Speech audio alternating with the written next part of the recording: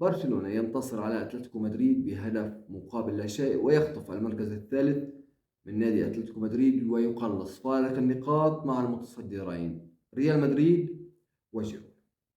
هي ليست فقط مجرد 3 نقاط وليست فقط انتصار في مباراة، بل هي استعادة الثقة، ثقة الجماهير باللاعبين على أنهم قادرين على المنافسة وقادرين على تقديم الأداء الممتع والرائع. اليوم شاهدنا أفضل أداء لبرشلونة منذ فترة طويلة، أو أفضل أداء لبرشلونة تحت قيادة تشافي.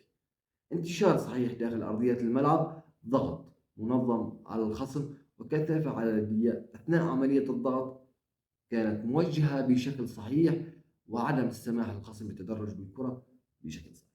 رافق هذا الأمر إعطاء الكثير من الحلول لأي لاعب مستحوذ على الكرة، إن كان في عملية التمرير أو